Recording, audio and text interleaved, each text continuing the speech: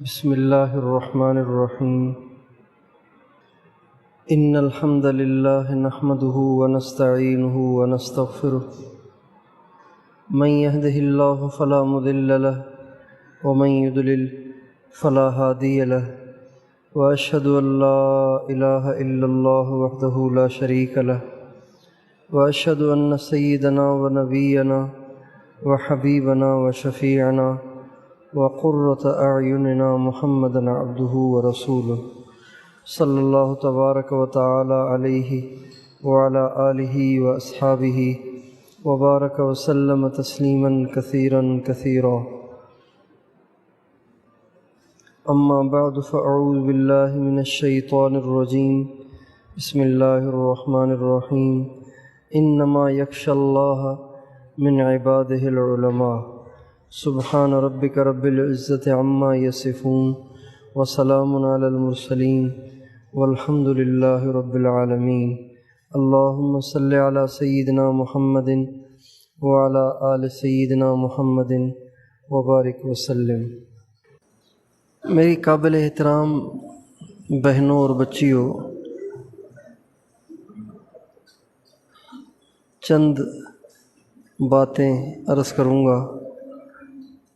چونکہ ہمارا یہاں پروگرام طے نہیں تھا تو چند باتیں ہیں جو اختصار کے ساتھ عرض کرتا ہوں. اللہ کرے وہ باتیں میرے لیے، آپ کے لیے اللہ کے قرب میں بڑھنے کا باعث بن جائیں. ان میں سے ایک بات تو یہ ہے کہ چونکہ اللہ تعالیٰ نے آپ کا علم دین کے لیے انتخاب کیا ہے اور اس وقت عمومی طور پر علم دین کا رجحان نہیں رہا.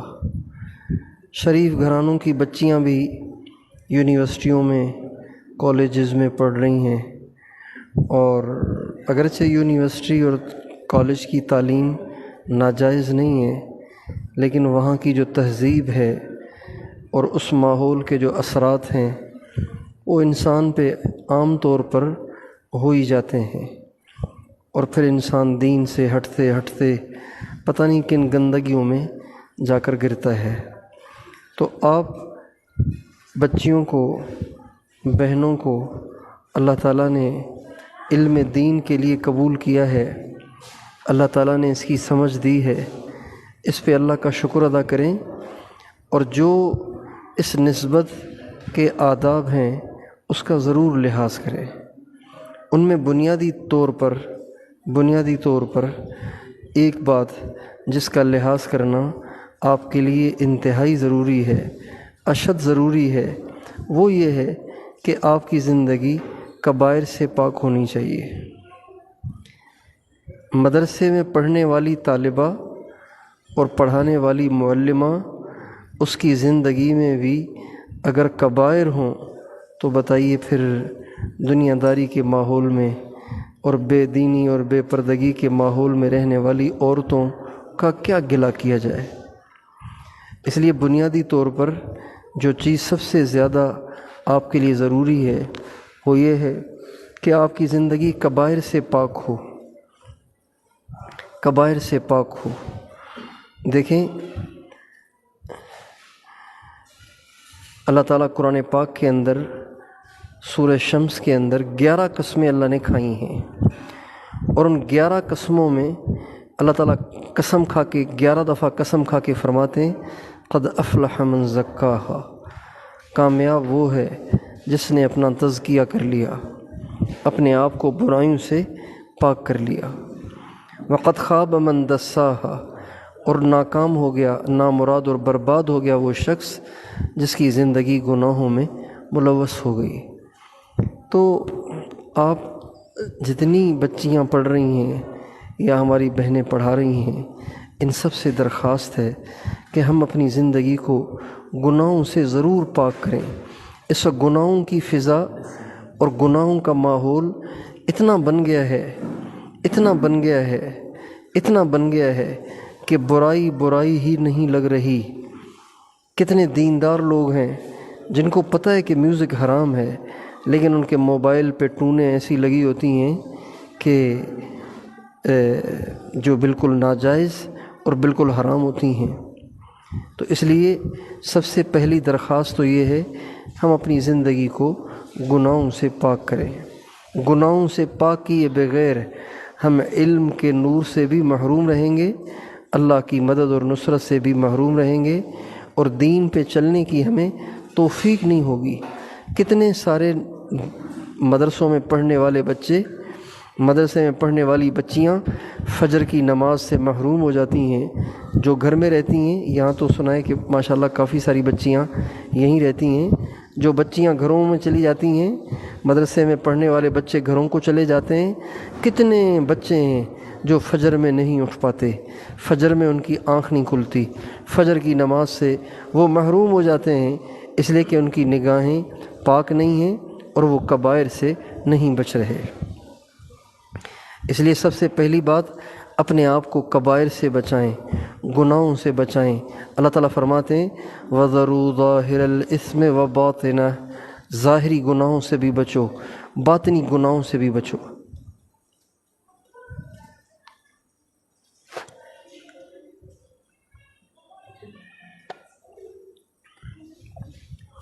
ظاہری گناہوں سے بھی بچو، باطنی گناہوں سے بھی بچو۔ اس کا نام ہے تقویٰ، اس کو کہتے ہیں تقویٰ۔ یہ تقویٰ اتنا بنیادی وصف ہے کہ اس کے بغیر کوئی نیکی قبول نہیں ہوتی۔ مجاہد اگر متقی نہیں ہے تو اس کا جہاد مردود ہو جاتا ہے۔ مدرس اور طالبہ، مدرسہ اگر ان میں تقویٰ نہیں ہے تو ان کی علمی کاوشیں مردود ہو جاتی ہیں۔ مبلغ اور داعی اگر وہ متقی نہیں ہے، اگر اس کی زندگی میں تقویٰ نہیں ہے تو اللہ تعالیٰ اس کی تبلیغ کو، اس کی دعوت کو، اس کے وعظ و نصیحت کو مردود کر دیتا ہے۔ تقویٰ اتنا بنیادی شرط ہے۔ جیسے نماز کے لیے وضو کرنا لازمی ہے، نماز کے لیے جنابت سے اور نجاست خفیفہ سے، غلیظہ سے، تمام نجاستوں سے پاک ہونا ضروری ہے۔ اسی طرح نیکی کے کام کے اللہ کے ہاں قبول ہونے کے لیے انسان کے اندر تقوی کا وصف ہونا ضروری ہے۔ اللہ تعالیٰ قرآن پاک میں فرماتے ہیں انما یتقبل اللہ من المتقین، اللہ تعالیٰ صرف اور صرف ان کی نیکیاں قبول کرتا ہے جن میں تقویٰ ہو۔ تو آپ اپنے اندر تقویٰ ضرور پیدا کریں، آپ اپنی زبان پہ قابو رکھیں، اپنی نگاہوں پہ قابو رکھیں، اپنے کانوں پہ قابو رکھیں، اپنے دل پر قابو رکھیں۔ کوئی گناہ نہ ہمیں سوچنا ہے، نہ ہمیں کرنا ہے، نہ ہمیں دیکھنا ہے، نہ ہمیں بولنا ہے، نہ ہمیں سننا ہے۔ کسی گناہ کے ہمیں قریب نہیں جانا، اور اگر کبھی کوئی غلطی سے کوئی ایسی غلطی ہو جاتی ہے تو فوری طور پر رو دھو کر ہمیں اللہ تعالیٰ سے اس کی معافی مانگنی ہے۔ تو پہلا کام تو یہ کرنا ہے۔ دوسرا کام یہ ہے کہ آپ اپنی زندگی کو سیدھا سادہ رکھیں، زندگی میں سادگی لائیں۔ مدرسے میں پڑھنے والی طالبات تو سادہ ہونی چاہیے۔ اگر ان کو بھی بننے سنورنے کا شوق ہو اور ان کے اندر بھی دکھلاوے کا مرض ہو، ریا کا مرض ہو اور شہرت پسندی کا مرض ہو، تو بتائیے پھر جو دنیا دار عورتیں ہیں وہ پھر ان برائیوں سے کیسے بچ پائیں گی؟ ہمارے نبی کا ارشاد ہے ان البذاذۃ من الایمان، سادگی ایمان کا بہت بڑا حصہ ہے۔ اگر کوئی انسان سادگی کی زندگی نہیں گزارتا تو اس کا ایمان ابھی ناقص ہے، مکمل نہیں ہے۔ ایمان تب مکمل ہوگا جب انسان کے اندر سادگی ہوگی۔ آپ کے کپڑے سادہ ہونے چاہیے، آپ کا برقع سادہ ہونا چاہیے، آپ کی چال ڈھال سادہ ہونی چاہیے۔ آپ تقاریب میں بھی جائیں تو بن سنور کے سے زیوروں سے لد کر اور میک اپ میں گھنٹوں لگا کے نہ جایا کریں، بلکہ آپ کو سادہ رہنا چاہیے۔ سادگی والی زندگی ہمارے نبی کو پسند تھی۔ اور ویسے بھی لوگوں کو دکھانے کے لیے کپڑے پہننا، لوگوں کو دکھانے کے لیے بننا سنورنا، یہ کسی صورت میں جائز نہیں ہے۔ ایک مرد، آپ تو عورتیں ہیں نا، ایک مرد اگر کپڑے پہن کر، اچھے کپڑے پہن کر اس لیے باہر نکلتا ہے کہ لوگ مجھے دیکھیں کہ واہ واہ کتنے اچھے کپڑے پہنے ہوئے ہیں، اور کسی اچھی سواری میں بیٹھ کے وہ گزرتا ہے تاکہ آس پاس کے لوگ دیکھیں کہ کتنی بڑی گاڑی لے لی ہے اس نے، تو یہ بھی کبیرہ گناہ ہے ناجائز ہے۔ ہمارے نبی کا ارشاد ہے من لبس ثوب شہرۃ البسہ اللہ لباس الذل یوم القیامہ، جو دنیا میں لوگوں کو دکھانے کے لیے کپڑے پہنے گا اللہ تعالیٰ اس کو قیامت کے دن ذلت کا لباس پہنائیں گے۔ تو سادگی کی زندگی گزاریں، رہنے سہنے میں سادگی ہو، تکلفات نہ ہوں۔ عورتوں کا بہت سا ٹائم بننے سنورنے میں اور میک اپ میں خرچ ہوتا ہے، اور مردوں کے پاس زیادہ کپڑے جمع کرنے کا اتنا رواج نہیں ہے۔ عورتوں کے پاس تو اتنے کپڑے ہوتے ہیں، سیدھی سادھی عورتوں کے پاس بھی 40 جوڑے ہوتے ہیں پہننے کے لیے، 30 جوڑے، 20 جوڑے، اور 50 جوڑے، اور 100 150 200 جوڑوں والی عورتیں بھی دنیا میں رہتی ہیں۔ ضرورت کے کپڑے رکھیں، 4-5 جوڑے رکھیں اور انہی پہ گزارا کریں۔ جب یہ ان کو پیوند لگنے لگے اور یہ پھٹنے لگیں اور یہ خراب ہونے لگیں تو اب بے شک دوسرے کپڑے سلوا لیں اور یہ غریبوں کو دے دیں۔ ہمارے نبی نے حضرت اماں عائشہ رضی اللہ عنہا سے فرمایا تھا، عائشہ اگر تو جنت میں میرے ساتھ رہنا چاہتی ہے تو ایک تو مسکینوں سے محبت کر اور دوسرا جب تک کپڑے پہ پیوند نہ لگ جائے اس کو پرانا سمجھ کے چھوڑ نہ دیا کر۔ وَلَا تَسْتَخْلِقِي ثَوْبَكِ حَتَّى تُرَقِّعِيهِ، جب تک تیرے کپڑے میں پیوند نہ لگ جائے تب تک اپنے کپڑے کو پرانا سمجھ کے چھوڑنا نہیں، ابھی یہ کپڑا ٹھیک ہے، پہننے کے لائق ہے۔ سادہ زندگی گزاریں۔ یہ 2 باتیں ہو گئیں۔ تیسری بات، اچھا کھانے پینے میں بھی سادگی، پہننے میں بھی سادگی، کھانے پینے میں بھی سادگی۔ جو گھر میں پکتا ہے نا بس وہی کھایا کریں۔ بہت سی بچیوں کو اس کا شوق ہوتا ہے کہ باہر سے برگر منگوائیں اور باہر سے پکوڑے اور سموسے اور پتہ نہیں کیا کیا، آج تو چیزیں نام بھی نہیں آتے ہمیں، یہ چیزیں منگواتی ہیں اور پھر وہ چٹپٹی چیزیں اور مزے لے لے کے کھا رہی ہوتی ہیں اور اس سے عادتیں خراب ہو جاتی ہیں۔ اس لیے ہمیں کھانے پینے میں بھی سادہ رہنا ہے۔ ہمارے نبی نے ہمیشہ سادگی کے کھانے کو، سادگی کے پہننے کو، سادگی کے رہنے کو پسند فرمایا ہے۔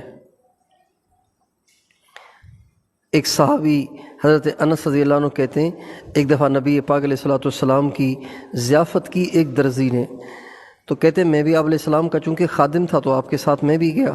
جب وہاں پہنچے تو اس درزی نے، اب درزی غریب آدمی بیچارہ، اس نے کون سے قورمے پکانے تھے یا بریانیاں بنانی تھیں، اس نے ہمارے نبی کے لیے ایک سالن پکایا شوربے والا، تھوڑا سا اس میں گوشت بھی تھا اور اس میں کدو بھی تھے، کدو زیادہ تھے۔ تو حضرت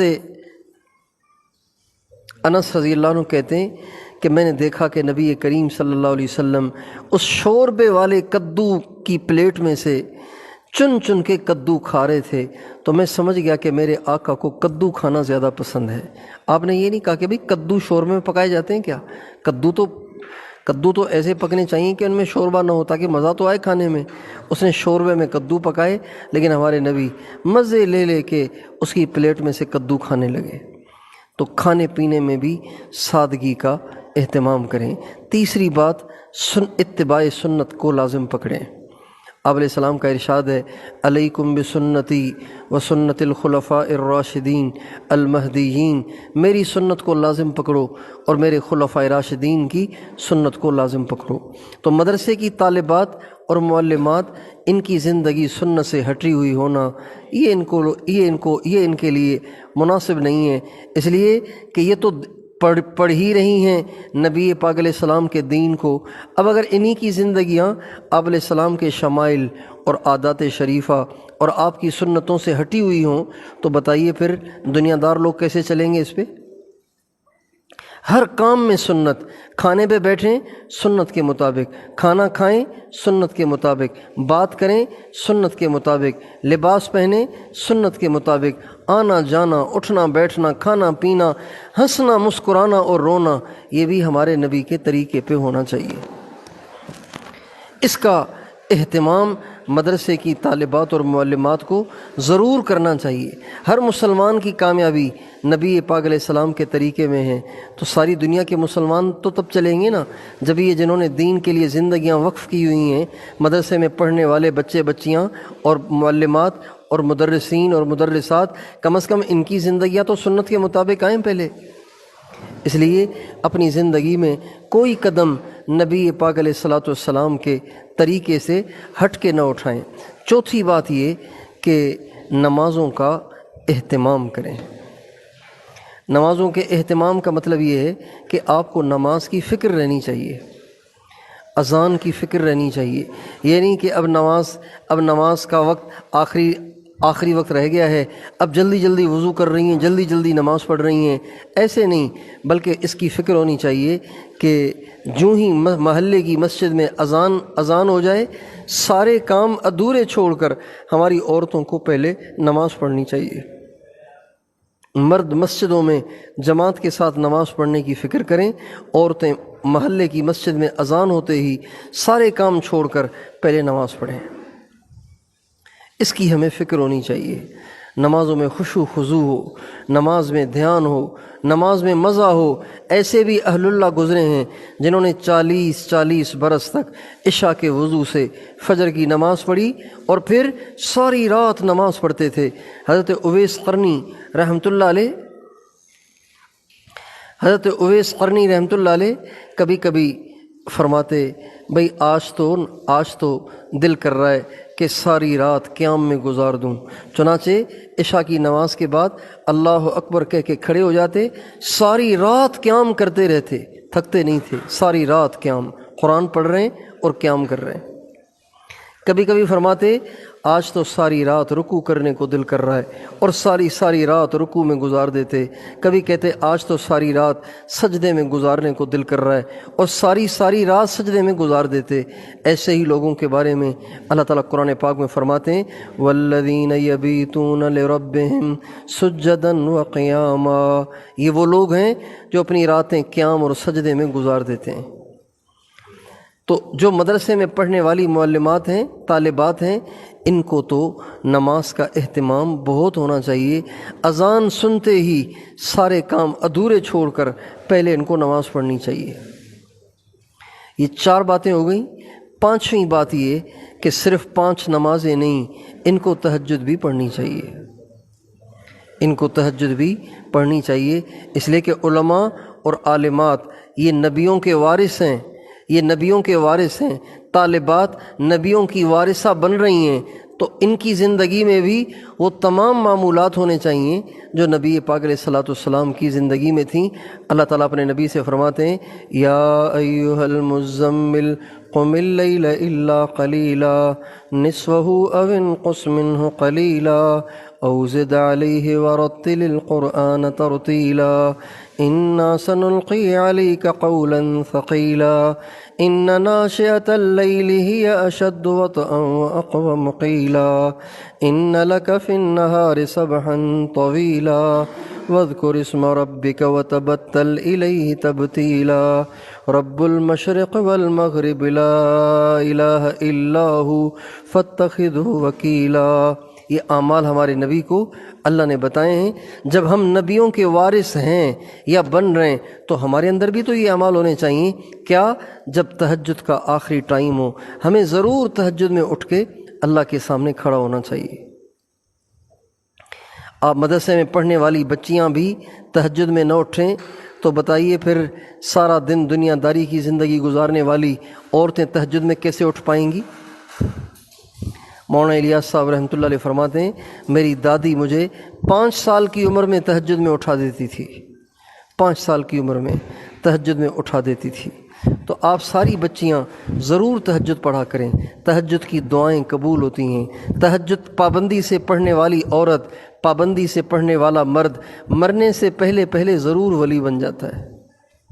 اور آج تک کوئی ولی، کوئی اللہ والی تہجد کی نماز پڑھے بغیر اللہ والا اور اللہ والی نہیں بنے۔ تو آپ تہجد کو اپنے اوپر لازم کر لیں۔ اور اگر کسی دن آپ کو رات کو بہت تاخیر ہو گئی ہے، اب آج کل جیسے 4 بجے کے قریب ٹائم ختم ہو رہا ہے، تو آپ کو چاہیے کہ تہجد تو اٹھ کے ہی پڑھیں، 3 بجے اٹھ جائیں، 3:15 بجے اٹھ جائیں اور اٹھ کے تہجد پڑھیں۔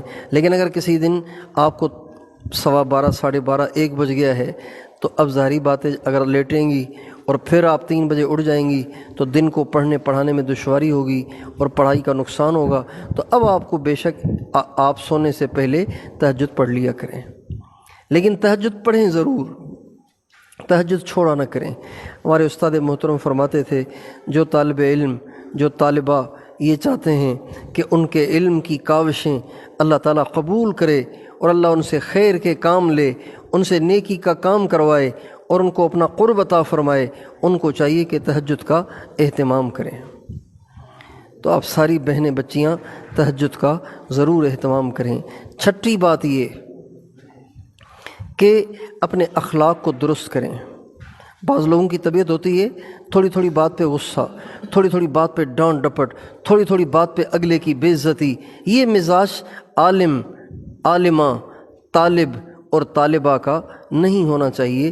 نبی کریم صلی اللہ علیہ وسلم کا مزاج گرامی عفو اور درگزر کا تھا، برداشت اور تحمل بردباری کا تھا۔ اللہ تعالیٰ قرآن پاک میں ان لوگوں کے